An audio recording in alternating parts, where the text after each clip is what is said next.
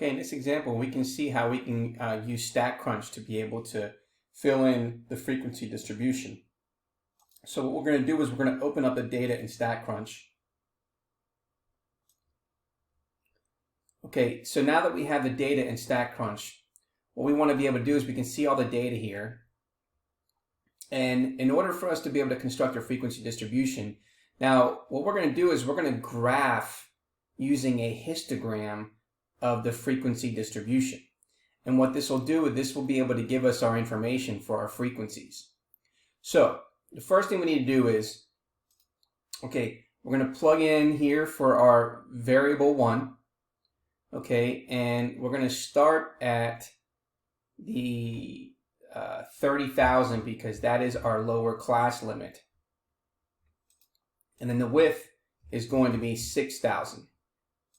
Okay, and then where it says value above bar, we're going to go ahead and click on that because that's going to give us the particular values. Okay, so when we do this, we get 30,000, the width is 6,000, so we're going to go ahead and compute.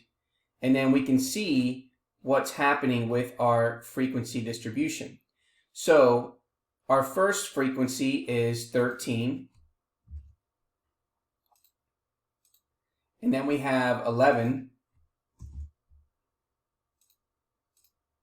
And the next one that goes from 40 to here is going to be 0. And then the last one's going to be 1. Okay. Now that we have our frequency, now we can go ahead and fill in our classes according to what it's asking us to put in. So it's saying here, construct a frequency distribution with the first class having a lower class limit of 30,000. So here we have 30,000, and the class width is 6,000. So this becomes 36,000. This becomes 42,000.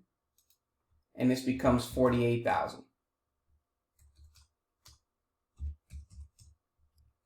Now, here the upper class limit is 1 minus the 36,000. So therefore this is going to be 35,999.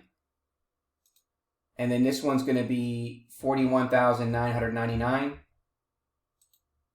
And this one is going to be, if we add 6,000 to that, that's going to be 47,999. And then if we add 6,000 to 47,999, then we get the following, 53,999. And let's go ahead and check our answer. So now we have our answer, and therefore we have our frequency distribution. Okay, now we want to be able to construct a relative frequency distribution. So if we want to do that, we're going to go ahead and use the same class. So we know that we have 30,000, 36,000, 42,000, and then we have 48,000. And then again, from here, we have 35,999. And then the next one is 41,999. And then the next one is 47,999. And then the last one is 53,999. So there's your class size. Now, if we want to be able to find the relative frequency, well, we can go ahead and just pull up StatCrunch, okay? And so we're going to graph, again, we're going to select histogram, and then we're going to select the column. And so now we're going to then use the relative frequency. And again, we're going to start at 30,000. We know that our width is 6,000. And then we want the value above the bar. So let's go ahead and compute. So there's a relative frequency. We have 0.52, 0.44. We know that this is 0. And then the last one is 0.04.